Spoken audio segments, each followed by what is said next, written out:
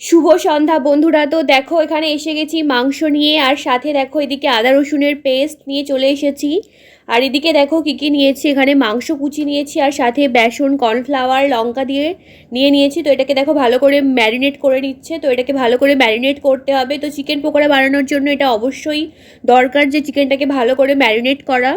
তো ম্যারিনেটটা খুব ভালোভাবে করতে হয়। তো দেখো এখানে ভালো করে ম্যারিনেট করে নিচ্ছে। অ্যান্ড তারপর দেখো খানিকটা সোয়া সস আমি অ্যাড করে দিলাম। তো সোয়া সসটা অ্যাড করার পর এটাকেও ভালো করে ম্যারিনেট করে নিতে হবে। তো ম্যারিনেটটা দেখো আবার করে নিচ্ছে। তো ভালো করে ম্যারিনেট করা হয়ে গেছে দেখো। তো এবার এটাকে আমরা ঢাকা দিয়ে দেবো ম্যারিনেটের জন্য 30 মিনিট। তো চলো তারপর আবার দেখা হচ্ছে। তো দেখো এদিকে তরমুজ কাটা হয়ে গেছে সেই ফাঁকে। তো তরমুজটার কালারটা দেখো খুবই সুন্দর লাগছে। তো তরমুজটা খেতেও খুব সুন্দর ছিল, তোমরা দেখেই বুঝতে পারছো। তো গাইজ তোমরা কি তরমুজ খেতে ভালোবাসো অবশ্যই জানাবে। তো চলো তরমুজটা খেয়ে নিই দেরি না করে। তো তারপর দেখো চিকেনটা ম্যারিনেট হয়ে গেছে।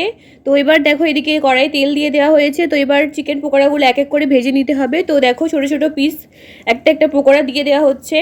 তো আস্তে আস্তে সব পকোড়াগুলোকে অ্যাড করে দিচ্ছে। তো এটাকে ভালো করে ভেজে নিতে হবে।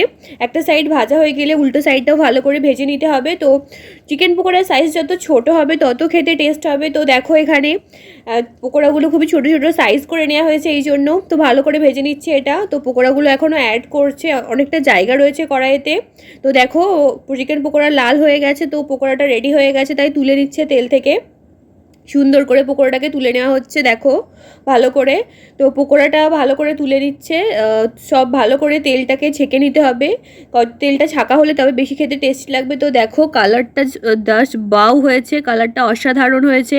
তো তারপরে দেখো আবার এক কড়াই চাপিয়ে দেওয়া হয়েছে। এক কড়াই নামিয়ে দেওয়ার পর তো সেম প্রসেসে আবার এক এক করে অ্যাড করে দিচ্ছে। তো তোমাদেরকে দেখাই যে ফার্স্ট যেটা নামানো হয়েছে।